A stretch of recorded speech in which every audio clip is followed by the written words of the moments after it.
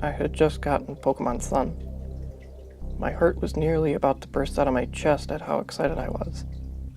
November was finally here, and the wait was over. The highlight of the 20th anniversary was in my hands. It had arrived this morning in the mail, as I had pre-ordered it. I ran inside and opened it freakishly. I immediately popped the game into my 3DS and started it up. I stopped for a second to watch the startup screen. After watching it, I pressed start to begin. Solgalio's cry roared out, and the game went to the main screen. To my surprise, though, there was already a saved file, which was weird, since the copy of the game was reserved for me. Who could have been playing it before me? I decided to give the save file a look, wondering what kind of jewels would be found in it. The player was in front of the ancient pony path and had a full team. The team consisted of a shiny Primarina, Toucannon, Salamence, Typhlosion, Sarina, and a 50% Zygarde with Aura Break.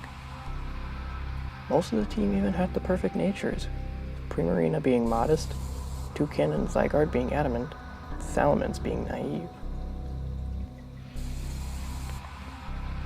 I decided to go along and play the game, not caring about being spoiled. I made my way through the path until I got to the altar of the sun. I met Lily up there, who had been dressed in her Z-powered clothes, which confused me right away, not knowing anything about the game. I went to talk to her. She asked me, "We need Solgalio's power. Are you ready?" I chose yes and watched the cutscene play out. The character in Lily blew the flutes, calls the altar to give energy to Lily's bag. Why? Because Cosmog came out, which again confused me, as I was expecting Cosmog. What happened next both hurt my eyes and struck me in awe.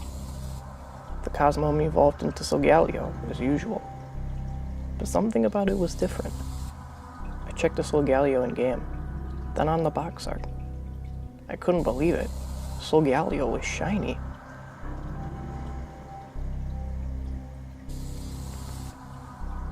I nearly jumped out of my chair in excitement to catch it. Sadly, I had to do a lot more before I had the chance to capture it. Enter Ultra Space and defeat Lucamine, which didn't surprise me much, honestly. The battle was easy, since my team's average levels were 50 to 52. Then the encounter began. To my shock, Solgalio was level 70. That seemed pretty high for a pre-game legendary.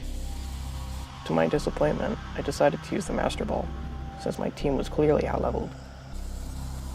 Because of its red appearance, I nicknamed it Red Giant.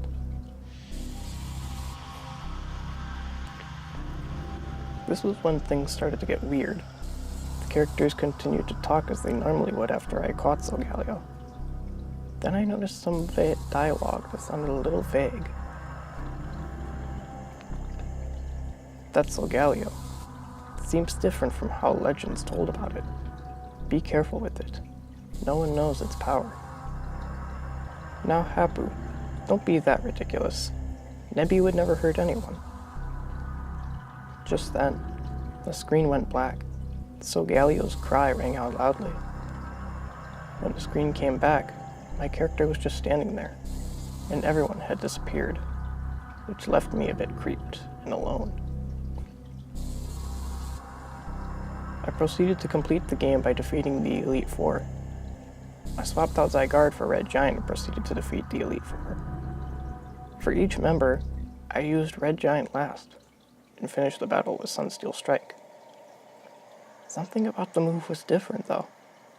On impact of the attack, the screen would filter red, with a brief freeze frame. Each member acted weird, too. After being defeated, each one had the same phrase, Perivilipses with an exclamation mark after it. Also, they would all of a sudden disappear after I received prize money, giving me the same feeling when I was abandoned at the altar of the sun. Alone. I defeated Kukoi for the title as champion, and watched through the final cutscene, which took a long time. To my surprise and disappointment, Lily wasn't there. Just then, a text box popped up. You feel a sudden energy. It's coming from the ruins. It seems like Red Giant wants to visit the ruins. Will you go to the ruins? I chose no, afraid of what the game meant. Another text box popped up. Red Giant might get angry if you don't. Will you go to the ruins? I chose yes, and watched as my character snuck out of the party, crossed the bridge, and entered the deepest room of the ruins. He headed to the statue and interacted with it immediately. A special cutscene played, as my character stood in complete darkness with Tapu Koko. The cutscene played out, with Tapu Koko and Solgaleo interacting with one another. Then, Tapu Koko spoke. Oh no. Solgaleo, what have you done? Suddenly, the battle began. Red Giant suddenly became the only Pokemon in my party as well. Tapu Koko revealed itself to be level 90, roughly 20 levels greater than Red Giant. I quickly proceeded to use Sunsteel Strike, wanting to end the battle quickly. The attack did barely any damage. Trainer, I'm sorry you had to witness this. With that, Tapu Koko proceeded to use its Z move, Guardian of Alola. Tapu Koko slammed its fist down on Red Giant, and the screen cut black. Solgaleo's cry rang out loudly again, and the screen remained black. The room was filled with complete silence. After a while, the game's intro started up again. After collecting myself of what had just happened, I pressed start. The game then proceeded to introduce me to the world of Pokémon, as if the original save was deleted, or as if it never happened. I never spoke of what I witnessed to anyone, but one thing's for sure. Sure glad Solgaleo is shiny locked.